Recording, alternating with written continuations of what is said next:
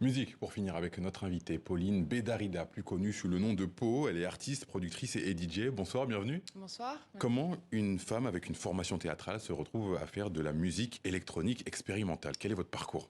Comme vous avez dit, formation théâtrale au cours Florent, notamment ici à Paris et au Canada, à Toronto.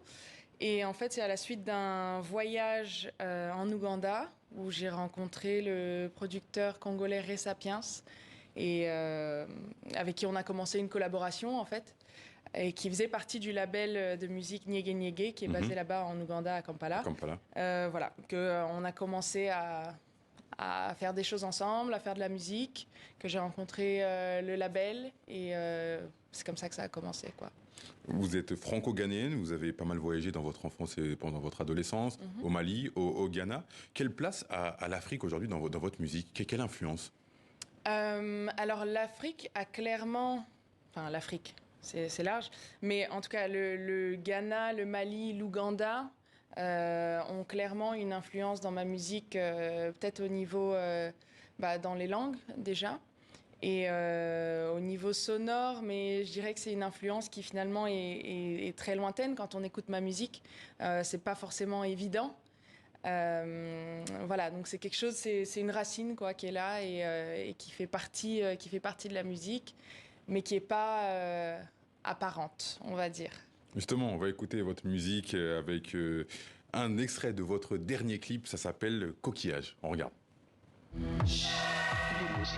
Limousine de cavale, de l'eau au cul, les casseroles qui trimballent, on l'aura plus à qui revient la médaille, malentendu au génie mal aimé. Sarcophage en remontée mécanique, aux retombées prophétiques des grandes malédictions d'Afrique, les promesses d'indépendance, s'appellent le pillage aux insouciants.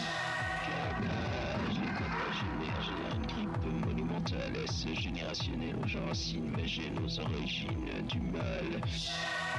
L'éthique, c'est que nous hallucinés, si parvenus presque fiers, on l'espère, des faux espoirs, placardés aux portes de leur palais. Quelles sont les thématiques que vous abordez dans ce titre et de manière générale dans votre album Coquillage? Il y a beaucoup de thématiques différentes. Dans celui-là, il y a comme le refrain un petit peu, enfin si on peut appeler ça un refrain, la litanie quoi, c'est pause lascive, extatique sur la plage entre coquillages et bouteilles de plastique.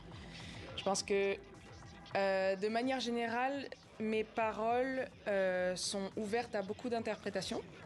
Mais pour celle-là, ça me paraît assez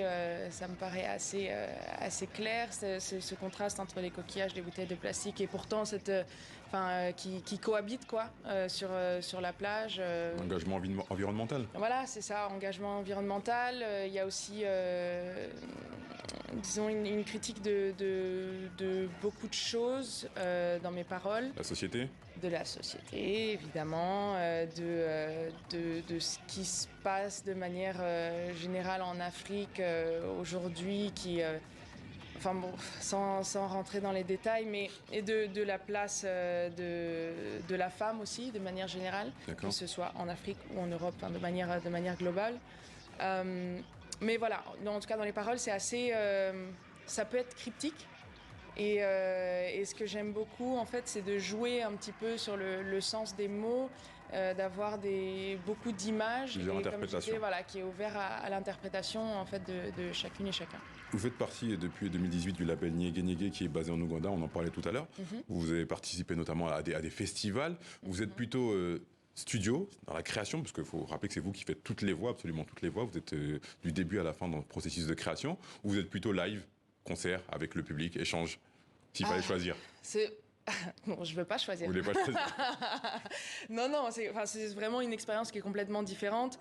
Le studio, voilà, c'est toute seule, c'est un endroit où je peux laisser libre cours à l'imagination, mais le live aussi, mais d'une manière complètement différente, parce que dans mon live, je vais beaucoup interagir avec le public. Donc je passe dans le public, et voilà, je prends l'énergie de qui est là, qui me regarde. En général, la personne qui est la plus mal à l'aise quand je descends dans le public, c'est vraiment vers elle que je vais.